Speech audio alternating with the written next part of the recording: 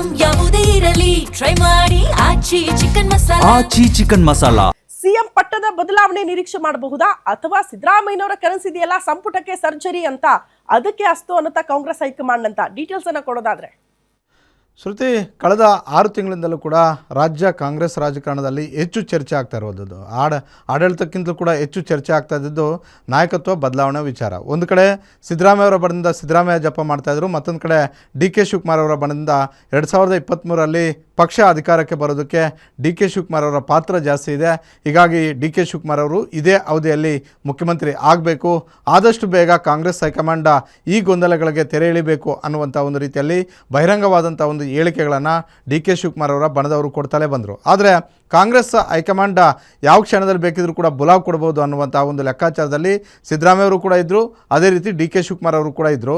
ಕಳೆದ 2-3 ತಿಂಗಳಿಂದಲೂ ಕೂಡ ಈ ರೀತಿಯಾದಂಥ ಒಂದು ಬೆಳವಣಿಗೆಗಳು ರಾಜ್ಯ ರಾಜಕಾರಣದಲ್ಲಿ ಪ್ರತಿದಿನವೂ ಕೂಡ ನಾವು ನೋಡ್ತಲೇ ಬರ್ತಾ ಇದ್ವಿ. ಆದರೆ ಮೊನ್ನೆ ಸುರ್ಜೇವಾಲಾ ಅವರು ರಾಜ್ಯಕ್ಕೆ ಬಂದಂಥ ಒಂದು ಸಂದರ್ಭದಲ್ಲಿ SIR ವಿಚಾರಕ್ಕೆ ಸಂಬಂಧಪಟ್ಟಂತೆ ಶಾಸಕರು ಮತ್ತು KPCC ಪದಾಧಿಕಾರಿಗಳನ್ನು ಒಳಗೊಂಡಂತಹ ಸಭೆಯಲ್ಲಿ ಸಿದ್ದರಾಮಯ್ಯ ಅವರಿಗೆ ಕಾಂಗ್ರೆಸ್ ಹೈಕಮಾಂಡಿಂದ ಒಂದು ಕರೆ ಬರುತ್ತೆ, ನೀವು ಮಂಗಳವಾರ ದೆಹಲಿಗೆ ಬರಬೇಕು, ದೆಹಲಿಯಲ್ಲಿ 11 ಗಂಟೆಗೆ ಸಭೆ ಆಗುತ್ತೆ ಅನ್ನುವಂಥ ಅಂದರೆ ಒಂದು ಸಂದೇಶ ಬಂದಂತೆ ಇದೆ. ಅದು ನಾಯಕತ್ವ ವಿಚಾರಕ, ಸಂಪುಟ ಪುನರಚನೆ ವಿಚಾರಕ ಅನ್ನೋದು ಇನ್ನೂ ಕೂಡ ಕ್ಲಾರಿಟಿ ಸಿಗ್ತಾ ಇಲ್ಲ. ಆದರೆ ಒಂದಂತೂ ಸ್ಪಷ್ಟ, ಇವತ್ತಿನ ಸಭೆ ಕರೆದಿರುವಂಥದ್ದು ರಾಹುಲ್ ಗಾಂಧಿ ಅವರೇ ಆಗಿರೋದ್ರಿಂದ ಇವತ್ತು 11 ಗಂಟೆಗೆ ಆರಂಭ ಆಗುವಂತಹ 11 ಗಂಟೆಗೆ ನಡೆಯುವಂತಹ AICC ಹಿರಿಯ ನಾಯಕ ರಾಹುಲ್ ಗಾಂಧಿ ಅವರ ನೇತೃತ್ವದಲ್ಲಿ ನಡೆಯುವಂಥ ಆ ಒಂದು ಸಭೆಯಲ್ಲಿ ಸಿದ್ದರಾಮಯ್ಯ ಮತ್ತು ಡಿ ಕೆ ಶಿವಕುಮಾರ್ ಅವರ ಹಣೆಬರಹ ನಿರ್ಧಾರ ಆಗೋದರಲ್ಲಿ ಯಾವುದೇ ಅನುಮಾನಗಳು ಕೂಡ ಇಲ್ಲ. ಇಷ್ಟು ದಿನಗಳ ಕಾಲ ರಾಜ್ಯ ಕಾಂಗ್ರೆಸ್ಸಲ್ಲಿ ಭಾಳಷ್ಟು ಗೊಂದಲಗಳು ಏನಿದ್ವೋ ಆ ಗೊಂದಲಗಳಿಗೆ ಉತ್ತರ ಕಂಡುಕೊಳ್ಳುವಂಥ ಒಂದು ಸಭೆ ಇದಾಗ್ಬೋದು. ಆದರೆ ಈಗ ನನಗೆ ಸಿಗ್ತಿರುವಂಥ ಒಂದು ಮಾಹಿತಿಯ ಪ್ರಕಾರ ಎರಡೂ ವಾದಗಳನ್ನು ಇಟ್ಕೊಂಡು ಸಿದ್ದರಾಮಯ್ಯ ಅವರು ಬಂದಿದ್ದಾರೆ, ಅದೇ ರೀತಿ ಡಿ ಕೆ ಶಿವಕುಮಾರ್ ಅವರು ಕೂಡ ಬಂದಿದ್ದಾರೆ. ಡಿ ಕೆ ಶಿವಕುಮಾರ್ ಅವರ ವಾದ, ನಾನು ಪಕ್ಷಕ್ಕೆ ಒಬ್ಬ ನಿಷ್ಠಾವಂತ ಕಾರ್ಯಕರ್ತನಾಗಿ ದುಡಿದಿದ್ದೀನಿ, ಹೀಗಾಗಿ 2023 ವಿಧಾನಸಭಾ ಚುನಾವಣೆಗೂ ಮೊದಲು BJP ಅವರು ನನ್ನನ್ನು ಏನೇ ಟಾರ್ಗೆಟ್ ಮಾಡಿದ್ರು ಕೂಡ ಆ ಎಲ್ಲ ಸವಾಲುಗಳನ್ನು ದಾಟಿ ನಾನು 2023 ವಿಧಾನಸಭಾ ಚುನಾವಣೆಯಲ್ಲಿ ಪಕ್ಷವನ್ನು ಸಿದ್ದರಾಮಯ್ಯವರ ಜೊತೆಗೂಡಿ ಪಕ್ಷವನ್ನು ಅಧಿಕಾರಕ್ಕೆ ತಂದಿದ್ದೀನಿ. ಈಗ ಸಿದ್ದರಾಮಯ್ಯವರ ಅವಧಿ ಮುಕ್ತಾಯ ಆಗಿದೆ, ನನಗೆ ಅವಕಾಶವನ್ನು ಮಾಡಿಕೊಡಿ ಅನ್ನುವಂಥ ಒಂದು ಒತ್ತಾಯ ಇವತ್ತು ನಿನ್ನೆದ್ದಲ್ಲ, ಕಳೆದ 3 ವರ್ಷಗಳಿಂದಲೂ ಕೂಡ ಡಿ ಕೆ ಶಿವಕುಮಾರ್ ಅವರು ಇದನ್ನು ಕಾಂಗ್ರೆಸ್ ಹೈಕಮಾಂಡ್ ಮುಂದೆ ಪದೇ ಪದೇ ಹೇಳುವಂತಹ ಒಂದು ಕೆಲಸಗಳನ್ನು ಮಾಡಿದರು. ಹೀಗಾಗಿ ಇವತ್ತು ಕೂಡ ಇದನ್ನು ಹೇಳಿದ್ದಾರೆ. ಜೊತೆಗೆ ರಾಹುಲ್ ಗಾಂಧಿ ಅವರನ್ನು ಹೊರತುಪಡಿಸಿದರೆ ಕಾಂಗ್ರೆಸ್ ಹೈಕಮಾಂಡ್ ಮಟ್ಟದಲ್ಲಿರುವಂತಹ ಮಲ್ಲಿಕಾರ್ಜುನ್ ಖರ್ಗೆ ಅವರಾಗಿರ್ಬೋದು, ಸುರ್ಜೇವಾಲಾ ಅವರಾಗಿರ್ಬೋದು, ಪ್ರಿಯಾಂಕಾ ಗಾಂಧಿ ಅವರಾಗಿರ್ಬೋದು, ಸೋನಿಯಾ ಗಾಂಧಿ ಅವರಾಗಿರ್ಬೋದು, ಡಿ ಕೆ ಶಿವಕುಮಾರ್ ಅವರಿಗೆ ಒಂದು ಅವಕಾಶ ಕೊಡಬೇಕು ಅನ್ನುವಂತಹ ಒಂದು ರೀತಿಯಲ್ಲಿ ಅವರ ಅಭಿಪ್ರಾಯ ಇರೋದು ನಿಜ. ಆದರೆ ಈ ರಾಜ್ಯ ಕಾಂಗ್ರೆಸ್ನ ನಾಯಕತ್ವ, ರಾಜ್ಯ ಸರ್ಕಾರದ ನಾಯಕತ್ವ ತೀರ್ಮಾನ ಮಾಡಬೇಕಾಗಿರುವಂಥದ್ದು ಇವತ್ತು 11 ಗಂಟೆಗೆ ನಡೆಯುವಂತಹ ರಾಹುಲ್ ಗಾಂಧಿ ಅವರ ಸಭೆಯಲ್ಲಿ.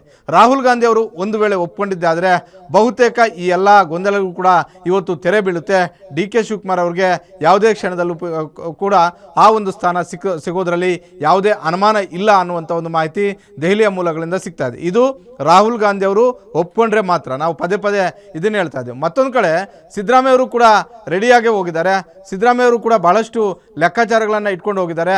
ಈ ಬಾರಿ ರಾಜ್ಯದ ರಾಜಕೀಯ ವಿದ್ಯಮಾನಗಳ ಜೊತೆಗೇನೆ ತಮ್ಮ ಜೊತೆಯಲ್ಲಿ ದೊಡ್ಡ ಪಟಾಲಮನ್ನೇ ಕರ್ಕೊಂಡು ಹೋಗಿದ್ದಾರೆ. ಈಗಲೂ ಕೂಡ ಸಿದ್ದರಾಮಯ್ಯ ಅವ್ರಿಗೆ ಭಾಳಷ್ಟು ಕಾನ್ಫಿಡೆನ್ಸ್ ಇದ್ದಂತೆ ಕಾಣಿಸ್ತಾ ಇದೆ. ಇವತ್ತು 11 ಗಂಟೆಗೆ ನಡೆಯುವಂಥ ಒಂದು ಸಭೆಯಲ್ಲಿ ನಾನು ಏನು ಹೇಳಬೇಕು, ಯಾವ ವಿಚಾರಗಳನ್ನು ಹೇಳಬೇಕು, ಇವೆಲ್ಲವನ್ನೂ ಕೂಡ ಒಂದು ಪ್ಲಾನ್ ಆಫ್ ಆ್ಯಕ್ಷನ್ ಒಂದು ಪ್ಲಾನನ್ನೇ ತೆಗೆದುಕೊಂಡು ಹೋದಂತೆ ಇದೆ. ಒಂದು ಕಡೆ ನನ್ನನ್ನು 2 ವರ್ಷ ಕಂಪ್ಲೀಟ್ ಮಾಡೋದಕ್ಕೆ ಅವಕಾಶವನ್ನು ಮಾಡಿಕೊಡಿ ಅಂತ ಕೇಳ್ಬೋದು. ಮತ್ತೊಂದು ಕಡೆ ಏನು ಒಂದು ವೇಳೆ ಆ ಬದಲಾವಣೆ ಅನಿವಾರ್ಯ ಆದರೆ ಸಿದ್ದರಾಮಯ್ಯನ ಬಳಿ ಇರುವಂತಹ ಬೇರೆ ಬೇರೆ ಅಸ್ತ್ರಗಳನ್ನು ಕೂಡ ಪ್ರಯೋಗ ಮಾಡ್ಬೋದು. ಆದರೆ ಕಾಂಗ್ರೆಸ್ ಹೈಕಮಾಂಡ್ ಈ ಕ್ಷಣದಲ್ಲಿ ಯೋಚನೆ ಮಾಡ್ತಿರೋದೇನಂತ ಹೇಳಿದ್ರೆ ಅಕ್ಷರಶಃ ಇವತ್ತು ಸಿದ್ದರಾಮಯ್ಯವ್ರಿಗೂ ಕೂಡ ಸಂಕಷ್ಟ ಇಲ್ಲ, ಡಿ ಕೆ ಶಿವಕುಮಾರ್ ಅವ್ರಿಗೂ ಕೂಡ ಸಂಕಷ್ಟ ಇಲ್ಲ. ಸಂಕಷ್ಟ ಇರೋದು ಯಾರಿಗೆ ಅಂತ ಹೇಳಿದ್ರೆ ಕಾಂಗ್ರೆಸ್ ಹೈಕಮಾಂಡ್ಗೆ. ಯಾಕೆಂತ ಹೇಳಿದ್ರೆ 2023 ವಿಧಾನಸಭಾ ಚುನಾವಣೆಯಲ್ಲಿ ಪಕ್ಷ ಅಧಿಕಾರಕ್ಕೆ ಬರೋದಕ್ಕೆ ಇಬ್ಬರು ಕೂಡ ಅವತ್ತು ಜೋಡೆತ್ತುಗಳಾಗಿ ಹೋಗಿದ್ದೇ ಕಾರಣ ಆಯಿತು. ಆಗ ಸಿದ್ದರಾಮಯ್ಯವರು ಕೂಡ ಹೇಳಿದ್ರು, ನನಗೆ ಅವಕಾಶ ಈ ಬಾರಿ ಕಾಂಗ್ರೆಸ್ ಅಧಿಕಾರಕ್ಕೆ ಬಂದರೆ ನನಗೆ ಅವಕಾಶ ಸಿಗುತ್ತೆ ಅಂತ. ಮತ್ತೊಂದು ಕಡೆ ಹಳೆ ಮೈಸೂರು ಭಾಗದಲ್ಲಿ ಹೆಚ್ಚು ಪ್ರವಾಸ ಮಾಡಿದಂತಹ ಡಿ ಕೆ ಶಿವಕುಮಾರ್ ಅವರು ಕೂಡ ಹೇಳಿದ್ರು, ಈ ಬಾರಿ ಹಳೆ ಮೈಸೂರು ಭಾಗದಿಂದ ಹೆಚ್ಚು ಸ್ಥಾನಗಳನ್ನು ಗೆಲ್ಲಿಸ್ಕೊಟ್ರೆ ರಾಜ್ಯದಲ್ಲಿ ಪಕ್ಷ ಅಧಿಕಾರಕ್ಕೆ ಬಂದರೆ ನಾನು ಮುಖ್ಯಮಂತ್ರಿ ಆಗೋದನ್ನು ಯಾರೂ ಕೂಡ ತಡೆಯೋದಕ್ಕೆ ಸಾಧ್ಯವಿಲ್ಲ ಅನ್ನುವಂಥದ್ದನ್ನು ಹೇಳಿದರು. ಹೀಗಾಗಿ ಈಗ ಡಿ ಕೆ ಶಿವಕುಮಾರ್ ಅವ್ರಿಗೆ ಅವಕಾಶ ಕೊಟ್ಟರೆ ಸಿದ್ದರಾಮಯ್ಯ ಮತ್ತು ಅವರ ಪಟಾಲಂ ಬೇಸರ ಮಾಡಿಕೊಳ್ಳುತ್ತೆ, ಅದು ಪಕ್ಷಕ್ಕೆ ನೇರವಾದಂಥ ಒಂದು ಪರಿಣಾಮಗಳು ಆಗಬಹುದು ಅನ್ನುವಂತಹ ಒಂದು ಸಂಕಷ್ಟ ಕಾಂಗ್ರೆಸ್ ಹೈಕಮಾಂಡ್ಗೆ.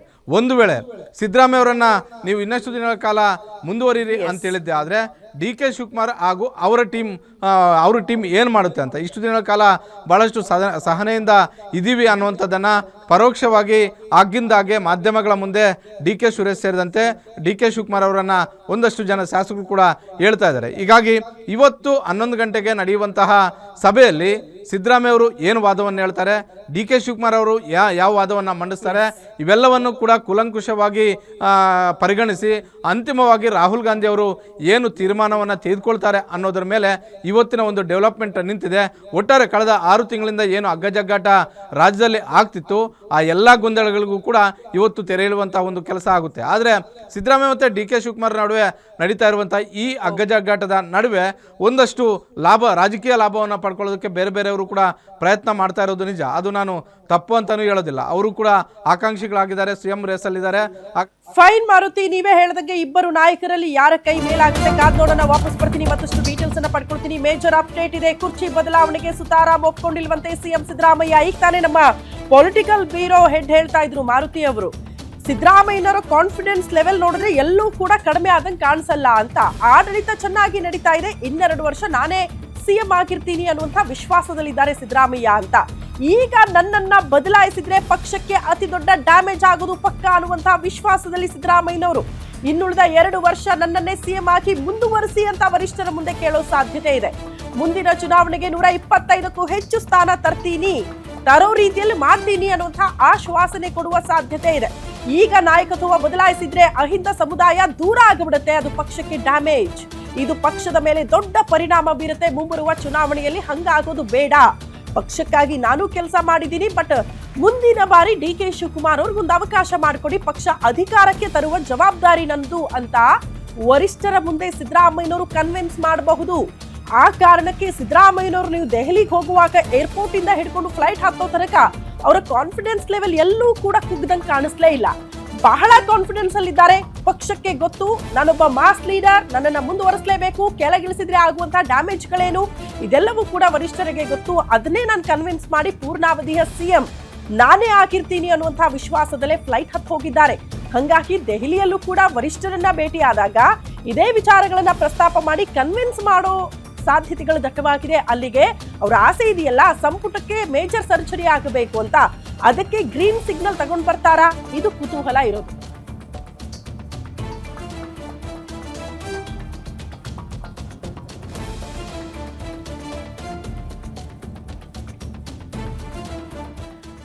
ಕಂಪ್ಲೀಟ್ ರಾಜ್ಯ ಕಾಂಗ್ರೆಸ್ ಪಾಳೆಯದ ಬೆಳವಣಿಗೆಗಳು ದೆಹಲಿ ತಲುಪಿದ ಬಳಿಕ ಇಡೀ ರಾಜ್ಯದ ಜನರ ಚಿತ್ತ ಈಗ ದೆಹಲಿ ಕಡೆಗೆ ಇದೆ. ಏನಾಗ್ತಾ ಇದೆ, ಏನಾಗಬಹುದು, ಮುಂದಿನ ಮುಖ್ಯಮಂತ್ರಿ ಯಾರು ಅನ್ನುವಂಥ ಚರ್ಚೆಗಳಾಗ್ತಾ ಇದೆ. ಅಷ್ಟು ಆಯಾಮಗಳಲ್ಲಿ ಮಾಹಿತಿ ಕೊಡೋದಕ್ಕೆ ನಮ್ಮ ಪೊಲಿಟಿಕಲ್ ಬ್ಯೂರೋದ ಅಷ್ಟು ಪ್ರತಿನಿಧಿಗಳು ಕೂಡ ಎಟ್ ಎ ಟೈಮ್ ನೇರ ಸಂಪರ್ಕದಲ್ಲಿ ಜಾಯ್ನ್ ಆಗ್ತಿದ್ದಾರೆ. ಒಂದ್ ಕಡೆ ದೆಹಲಿಯಿಂದ ನಮ್ಮ political bureau head Maruti Pavagada ಮಾಹಿತಿ ಕೊಡ್ತಾ ಇದ್ರು, ನೇರ ಸಂಪರ್ಕದಲ್ಲಿದ್ದಾರೆ ದುರ್ಗೇಶ್. ಪ್ರಮುಖವಾಗಿ ಡಿ ಕೆ ಶಿವಕುಮಾರ್ ಅವರು ಸಿಎಂ ಆಗ್ತೀನಿ ಅಂತ ಹೋಗಿದ್ದಾರಲ್ಲ, ಏನಾಗ್ತಾ ಇದೆ, ಅವರ ನಿವಾಸದ ಬಳಿ ಏನಾಗ್ತಾ ಇದೆ, ಅದ್ರ ಬಗ್ಗೆ ಡೀಟೇಲ್ಸ್ ಕೊಡೋದಕ್ಕೆ ನಮ್ಮ ಪ್ರತಿನಿಧಿ ದುರ್ಗೇಶ್ ನೇರ ಸಂಪರ್ಕದಲ್ಲಿದ್ದಾರೆ. ಮತ್ತೊಂದು ಕಡೆ ಬೇರೆ ಆಯಾಮದಲ್ಲಿ ಮಾಹಿತಿ ಕೊಡೋದಕ್ಕೆ ನಮ್ಮ ಪ್ರತಿನಿಧಿ ಕವನ ಕೂಡ ನೇರ ಸಂಪರ್ಕದಲ್ಲಿ ಜಾಯ್ನ್ ಆಗಿದ್ದಾರೆ. ನೇರವಾಗಿ ದೆಹಲಿ ಕಡೆಗೆ ಹೋಗೋಣ. ನಮ್ಮ political bureau head Maruti Pavagada ಇದ್ದಾರೆ. ಮಾರುತಿ, ನೀವೇ ಹೇಳ್ದಂಗೆ ಸಿದ್ದರಾಮಯ್ಯನವರ ಕಾನ್ಫಿಡೆನ್ಸ್ ಲೆವೆಲ್ ಹೆಂಗಿದೆ ಅಂತ ಅಂದ್ರೆ, ಅವರು ಏರ್ಪೋರ್ಟ್ ಅಲ್ಲಿ ಕಾಣಿಸ್ಕೊಂಡಂತ ರೀತಿ ಬೆಂಗಳೂರಿನಿಂದ ಹೊರಟಾಗ ಫ್ಲೈಟ್ ಹತ್ತೋ ತನಕ ಎಲ್ಲೂ ಕೂಡ ಅವ್ರಿಗೆ ಆತಂಕ ಅನ್ನೋದೇ ಇಲ್ಲ. ಅಂದ್ರೆ ಸಿಎಂ ಪಟ್ಟ ಇನ್ನೇನು ಹೋಗ್ಬಿಡುತ್ತೆ ಅನ್ನುವಂಥ ಆತಂಕ ಅವ್ರ ಮುಖದಲ್ಲೂ ಕಾಣಿಸ್ತಾ ಇಲ್ಲ, ಅವರ ವಾತಾವರಣದಲ್ಲೂ ಕೂಡ ನೋಡೋದಕ್ಕಿಲ್ಲ ಅಂತ. ಅಷ್ಟು ಕಾನ್ಫಿಡೆನ್ಸ್ ಇರೋದಕ್ಕೆ ಕಾರಣ ಏನು? ಯಾವ ವಿಚಾರಗಳನ್ನ ವರಿಷ್ಠರ ಮುಂದೆ ಇಡಬಹುದು? ಹೆಂಗೆ ಕನ್ವಿನ್ಸ್ ಮಾಡಬಹುದು ಸಿದ್ದರಾಮಯ್ಯನವರು ತಮ್ಮ ಸಿಎಂ ಪಟ್ಟ ಉಳಿಸ್ಕೊಳ್ಳೋದಕ್ಕೆ ಅನ್ನೋದು ಕುತೂಹಲ. ಶ್ರುತಿ, ಮೊನ್ನೆ ಕಾಂಗ್ರೆಸ್ ಹೈಕಮಾಂಡ್ನಿಂದ ಕರೆ ಬಂದ ಬಳಿಕ ಸಿದ್ದರಾಮಯ್ಯ ಅವರ ಮುಖದ ವರ್ಚಸ್ಸನ್ನು, ಅವರ ಭಾವನೆಗಳನ್ನು ನೋಡಿದಾಗ ಆ ಮುಖದಲ್ಲಿ ಆ ರೀತಿಯಾದಂಥ ಒಂದು ಟೆನ್ಷನ್ ಇಲ್ಲ. ನಿನ್ನೆ ಸಂಜೆ ಅವರು, ಪರಮೇಶ್ವರ್, ಜಾರ್ಜ್ ಸೇರಿದಂತೆ ಹಲವು ಹಿರಿಯ ಸಚಿವರುಗಳು ನೇರವಾಗಿ HAL ಏರ್ಪೋರ್ಟಿಂದ ದೆಹಲಿಗೆ ಬಂದಿದ್ದಾರೆ. ಆ ಸಂದರ್ಭದಲ್ಲೂ ಕೂಡ ಅವರ ಮುಖದಲ್ಲಿ ಯಾವುದೇ ಟೆನ್ಷನ್ ಇಲ್ಲ. ಅಂದರೆ ಅವ್ರಿಗೆಲ್ಲೋ ಒಂದು ಕಡೆ ಕ್ಲೂ ಸಿಕ್ಕಂತೆ ಕಾಣಿಸ್ತಾ ಇದೆ. ಭಾಳಷ್ಟು ಕಾನ್ಫಿಡೆನ್ಸಿಂದನೇ ದೆಹಲಿಗೆ ಬಂದಂತೆ ಕಾಣಿಸ್ತಿದೆ. ಸದ್ಯದ ಮಟ್ಟಿಗೆ ನಾಯಕತ್ವ ವಿಚಾರಕ್ಕೆ ಸಂಬಂಧಪಟ್ಟಂತೆ ಚರ್ಚೆ ಇರೋದಿಲ್ಲ. ರಾಜ್ಯಸಭೆ ಮತ್ತು ರಾಜ್ಯಸಭೆ ನೇಮಕ ವಿಚಾರಕ್ಕೆ ಸಂಬಂಧಪಟ್ಟಂತೆ ಹಾಗೂ ಸಂಪುಟ ಪುನರಚನೆ ವಿಚಾರಕ್ಕೆ ಸಂಬಂಧಪಟ್ಟಂತೆ ದೆಹಲಿ ಮಟ್ಟದಲ್ಲೇ ಹಲವು ಹಿರಿಯ ಶಾಸಕರು ಸುಮಾರು 25ರಿಂದ 30 ಜನ ಶಾಸಕರು ಪದೇ ಪದೇ ಹೋಗಿ ಕಾಂಗ್ರೆಸ್ ಹೈಕಮಾಂಡ್ ಮೇಲೆ ಒತ್ತಡ ಏರುವಂಥ ಒಂದು ಕೆಲಸವನ್ನು ಮಾಡಿದ್ರು. ಈ ಎರಡೂ ವಿಚಾರಗಳಿಗೆ ಅಷ್ಟೇ ಸೀಮಿತ ಆಗಿರಬಹುದು ಅನ್ನುವಂಥ ಒಂದು ಲೆಕ್ಕಾಚಾರದಲ್ಲಿ ಸಿದ್ದರಾಮಯ್ಯ ಮತ್ತು ಅವರ ಟೀಮ್ ಇರುವಂಥದ್ದು. ಆದರೆ ಇವತ್ತು ನಡೆಯುವಂತಹ 11 ಗಂಟೆಗೆ ನಡೆಯುವಂಥ ಒಂದು ಸಭೆಯಲ್ಲಿ ಈ ಕ್ಷಣದವರೆಗೂ ಕೂಡ ಅಜೆಂಡವನ್ನು ಸಿದ್ದರಾಮಯ್ಯ ಅವ್ರಿಗೂ ಕೊಟ್ಟಿಲ್ಲ, ರಾಹುಲ್ ಗಾಂಧಿ ಅವರ ಟೀಮ್ DK ಶಿವಕುಮಾರ್ ಅವ್ರಿಗೂ ಕೊಟ್ಟಿಲ್ಲ 11 ಗಂಟೆಗೆ ಯಾವ ವಿಚಾರದ ಮೇಲೆ ಯಾವ ವಿಚಾರಗಳನ್ನು ಆದ್ಯತೆಯಾಗಿ ತೆಗೆದುಕೊಳ್ತಾರೆ ಅಂತ. ಆದರೆ ಒಂದಂತೂ ಸ್ಪಷ್ಟ, ಕಳೆದ 6 ತಿಂಗಳಿಂದ ರಾಜಕೀಯದಲ್ಲಿ ಏನು ಗೊಂದಲಗಳನ್ನು ಎರಡೂ ಬಣಗಳು ಸೃಷ್ಟಿ ಮಾಡಿದ್ವು, ಸರ್ಕಾರದ ಮಟ್ಟದಲ್ಲಿ ಏನು ಸರ್ಕಾರ ಅಧಿಕಾರದಲ್ಲಿರುವ ಆಡಳಿತ ವರ್ಗ ಏನೆಲ್ಲ ಚರ್ಚೆ ಮಾಡ್ತಿತ್ತು, ಇದೆಲ್ಲವೂ ಕೂಡ ಕಾಂಗ್ರೆಸ್ ಹೈಕಮಾಂಡ್ಗೆ ಆಗಿಂದಾಗಲೇ ಮಾಹಿತಿ ಹೋಗಿದೆ. ಹೀಗಾಗಿ ರಾಜ್ಯದಲ್ಲಿ ಆಗ್ತಾ ಇರುವಂತಹ ರಾಜಕೀಯ ವಿದ್ಯಮಾನಗಳು ಹಾಗೂ ರಾಜಕೀಯ ಹೇಳಿಕೆಗಳನ್ನು ಯಾವ ರೀತಿಯಾಗಿ ರಾಹುಲ್ ಗಾಂಧಿ ಅವರು ಪರಿಗಣಿಸ್ತಾರೆ, ಸೋನಿಯಾ ಗಾಂಧಿ ಮತ್ತು ಪ್ರಿಯಾಂಕಾ ಗಾಂಧಿ ಅವರ ಮಾತಿಗೆ ಎಷ್ಟು ಮಟ್ಟಿಗೆ ಮನ್ನಣೆಯನ್ನು ಕೊಡಬಹುದು, ಒಂದು ವೇಳೆ ಆ ರೀತಿಯಾಗಿ ಇವತ್ತು ಏನೋ ಆಗೋದಿಲ್ಲ ಅನ್ನುವಂಥ ಒಂದು ರೀತಿಯಲ್ಲಿ ಸಿದ್ದರಾಮಯ್ಯ ಅವರು ಹೋಗಿರುವಂಥದ್ದು ನಿಜ. ಸಿದ್ದರಾಮಯ್ಯ ಅವರು ಅವರ ಟೀಮಲ್ಲಿ ಹೇಳಿರೋದು ಕೂಡ ನಿಜ. ರಾಜ್ಯಸಭೆ ಮತ್ತು ಸಂಪುಟ ಪುನರಚನೆ ವಿಚಾರಕ್ಕೆ ಸಂಬಂಧಪಟ್ಟಂತೆ ಹಾಗೂ ಮುಂದೆ ಬರ್ತಾ ಇರುವಂತಹ ಸ್ಥಳೀಯ ಸಂಸ್ಥೆಗಳ ಚುನಾವಣೆಗೆ ಪಕ್ಷವನ್ನು ಯಾವ ರೀತಿಯಾಗಿ ಸನ್ನದ್ಧ ಮಾಡಬೇಕು ಅನ್ನುವಂಥ ಒಂದು ವಿಚಾರಕ್ಕೆ ಸಂಬಂಧಪಟ್ಟಂತೆ, ಜೊತೆಗೆ SIR ಕೇವಲ ಪಶ್ಚಿಮ ಬಂಗಾಳ ತಮಿಳುನಾಡಲ್ಲಷ್ಟೇ ನಿದ್ದೆಗೆಡಿಸಿಲ್ಲ ಕಾಂಗ್ರೆಸ್ ಅವ್ರನ್ನ, ಕರ್ನಾಟಕದಲ್ಲೂ ಕೂಡ SIR ನಿದ್ದೆಗೆಡಿಸಿದೆ. ಹೀಗಾಗಿ ಮೊನ್ನೆ 2 ದಿನಗಳ ಕಾಲ ಸುರ್ಜೇವಾಲಾ ಅವರ ನೇತೃತ್ವದಲ್ಲೇ ಸಭೆ ಆಗಿದೆ. ಈ ವಿಚಾರಗಳನ್ನು ಮಾತನಾಡೋದಕ್ಕೆ ನನ್ನನ್ನು ಕರೆದಿದ್ದಾರೆ ಅನ್ನುವಂಥದ್ದನ್ನು ಸಿದ್ದರಾಮಯ್ಯ ಅವರು ತಮ್ಮ ಆಪ್ತರ ಬಳಿ ಹೇಳ್ಕೊಂಡಿದ್ದಾರೆ. ಆದರೆ ಇದು ನಿಜವಾ ಸುಳ್ಳ ಅನ್ನೋದು ಗೊತ್ತಾಗೋದು 11 ಗಂಟೆಗೆ ರಾಹುಲ್ ಗಾಂಧಿ ಅವರ ಸಭೆಯಲ್ಲಿ. ಒಂದು ವೇಳೆ ರಾಹುಲ್ ಗಾಂಧಿ ಅವರ ಸಭೆಯಲ್ಲಿ DK ಶಿವಕುಮಾರ್ ಅವರು ಇರ್ತಾರೆ, ಸಿದ್ದರಾಮಯ್ಯ ಅವರು ಕೂಡ ಇರ್ತಾರೆ. 1 to 1 ಇದ್ದು AICC ಅಧ್ಯಕ್ಷ ಮಲ್ಲಿಕಾರ್ಜುನ ಖರ್ಗೆ ಅವರ ಜೊತೆ ಮಾತನಾಡಿದಾಗ ಅಲ್ಲಿ ಸುರ್ಜೇವಾಲಾ, ವೇಣುಗೋಪಾಲ್ ಸೇರಿದಂತೆ ಹಲವು ನಾಯಕರುಗಳು ಉಪಸ್ಥಿತಿ ಇರ್ತಾರೆ. ರಾಜ್ಯದಲ್ಲಿ ಪದೇ ಪದೇ ಚರ್ಚೆ ಆಗ್ತಾ ಇರುವಂಥ ಒಂದು ನಾಯಕತ್ವ ವಿಚಾರಕ್ಕೆ ಸಂಬಂಧಪಟ್ಟಂತೆ ರಾಹುಲ್ ಗಾಂಧಿ ಅವರು ಕೇಳದೇ ಇದ್ದರೂ ಕೂಡ DK ಶಿವಕುಮಾರ್ ಅವರು ಪ್ರಸ್ತಾಪ ಮಾಡ್ಬೋದು. AICC ಅಧ್ಯಕ್ಷರಾಗಿರುವಂತಹ ಮಲ್ಲಿಕಾರ್ಜುನ ಖರ್ಗೆ ಅವರು ಕೂಡ ನಮ್ಮದೇ ರಾಜ್ಯದವರು ಆಗಿರೋದ್ರಿಂದ ರಾಜ್ಯದ ಇಂಚಿಂಚು ಮಾಹಿತಿ ಗೊತ್ತು, ರಾಜ್ಯದ ರಾಜಕೀಯ ಬೆಳವಣಿಗೆಗಳ ಬಗ್ಗೆ ಇಂಚಿಂಚು ಮಾಹಿತಿನೂ ಕೂಡ ಗೊತ್ತು. ಹೀಗಾಗಿ ಒಂದು ಕಡೆ DK ಶಿವಕುಮಾರ್ ಅವರು CM ಆಗೋದಕ್ಕೆ ಇಲ್ಲ, ಸದ್ಯದ ಮಟ್ಟಿಗೆ ಸಿದ್ದರಾಮಯ್ಯ ಅವರನ್ನು ಪಕ್ಕಕ್ಕೆ ಕೂರಿಸಿ ಅವರ ಸ್ಥಾನದಲ್ಲಿ ಬೇರೆಯವರನ್ನು ನಾವು ತರಬೇಕು ಅನ್ನುವಂಥ ಒಂದು ಚಿಂತನೆಯಲ್ಲಿ ಮಲ್ಲಿಕಾರ್ಜುನ ಖರ್ಗೆ ಅವರು ಕೂಡ ಇದ್ದಾರೆ. ಯಾಕಂತ ಹೇಳಿದ್ರೆ ಹಲವು ಶಾಸಕರುಗಳ ಭೇಟಿ ಮಾಡಿ ಇದನ್ನು ಕೂಡ ಹೇಳಿದರು. ಹಾಗಂದ ಮಾತ್ರಕ್ಕೆ DK ಶಿವಕುಮಾರ್ ಅವರನ್ನು ಮಾಡಿಬಿಡಿ, ಪರಮೇಶ್ವರ್ ಅವರನ್ನೇ ಮಾಡಿಬಿಡಿ ಅಂತೇನು ಬಹುತೇಕರು ಹೇಳ್ತಾ ಇಲ್ಲ. ಆದರೆ ಸದ್ಯದ ಮಟ್ಟಿಗೆ ನಾಯಕತ್ವ ವಿಚಾರಕ್ಕೆ ಚರ್ಚೆಗಳು ಆಗ್ತಿರೋದ್ರಿಂದ ಈ ಎಲ್ಲ ಚರ್ಚೆಗಳಿಗೂ ಗೊಂದಲಗಳಿಗೆ ತೆರೆ ಎಳೆದೇ ಇದ್ದರೆ ಪಕ್ಷಕ್ಕೆ ಭಾಳಷ್ಟು ದುಬಾರಿ ಆಗುತ್ತೆ, ಪಕ್ಷದ ಸಂಘಟನೆ ಮೇಲೆ ಎಫೆಕ್ಟ್ ಆಗುತ್ತೆ. ಮುಂದೆ ಬರ್ತಾ ಇರುವಂತಹ ಸ್ಥಳೀಯ ಸಂಸ್ಥೆಗಳ ಚುನಾವಣೆ ಅದರ ನೇರ ಲಾಭ BJP ಮತ್ತು JDSಗೆ ಆಗುತ್ತೆ. ಈ ಲೆಕ್ಕಾಚಾರ ಮಲ್ಲಿಕಾರ್ಜುನ ಖರ್ಗೆ ಅವ್ರಿಗೂ ಇದೆ, AICC ಮಟ್ಟದಲ್ಲಿರುವಂತಹ ಹಲವು ನಾಯಕರಿಗಿದೆ. ಹೀಗಾಗಿ ಇವತ್ತು 11 ಗಂಟೆಗೆ ನಡೆಯುವಂಥ ಒಂದು ಸಭೆಯಲ್ಲಿ ಸಹಜವಾಗಿ ಎಲ್ಲ ವಿಚಾರಗಳು ಕೂಡ ಚರ್ಚೆಗೆ ಬರ್ತವೆ. ಅದರಲ್ಲಿ ಆದ್ಯತೆ ವಿಚಾರವಾಗಿ ನಾಯಕತ್ವ ವಿಚಾರವನ್ನು ತೆಗೆದುಕೊಂಡಿದ್ದೆ. ಆದರೆ ಬಹುತೇಕ DK ಶಿವಕುಮಾರ್ ಅವರು ಜಾಕ್ಪಟ್ ಹೊಡೆದ್ರು, ಆಶ್ಚರ್ಯ ಇಲ್ಲ. ಯಾಕಂತ ಹೇಳಿದ್ರೆ ಸೋನಿಯಾ ಗಾಂಧಿ ಮತ್ತು ಪ್ರಿಯಾಂಕಾ ಗಾಂಧಿ ಅವರು ಸಹಜವಾಗಿ DK ಶಿವಕುಮಾರ್ ಅವರ ಪರವಾಗಿದ್ದಾರೆ. DK ಶಿವಕುಮಾರ್ ಅವರು ಜೈಲಿಗೆ ಹೋದಾಗ ಅವರನ್ನು ನೋಡಕ್ಕೆ ಹೋಗಿದ್ದು ಕೂಡ ಯಾವ ಕಾಂಗ್ರೆಸ್ ನಾಯಕರು ಹೋಗದೇ ಇರುವಂಥ ಒಂದು ಪರಿಸ್ಥಿತಿಯಲ್ಲಿ ಜೈಲಿಗೆ ಹೋಗಿ ಭೇಟಿ ಮಾಡಿ ಬಂದಿದ್ದು ಸೋನಿಯಾ ಗಾಂಧಿ ಅವರು ಅವತ್ತೇ ಒಂದು ಭರವಸೆಯನ್ನು ಕೊಟ್ಟಿದ್ರು, ನೀನು ಪಕ್ಷಕ್ಕಾಗಿ ದುಡಿದಿದ್ಯಾ, ಪಕ್ಷ ನಿನಗೆ ಯಾವುದೇ ರೀತಿಯಲ್ಲಿ ಭರವಸೆಯನ್ನ ಈಡೇರಿಸ್ತಾರ ಮಾರುತಿ. ಅದು ಇರೋ ಕುತೂಹಲ. ವಾಪಸ್ ಬರ್ತೀನಿ, ಮತ್ತಷ್ಟು ಮಾಹಿತಿನ ತಮ್ಮಿಂದ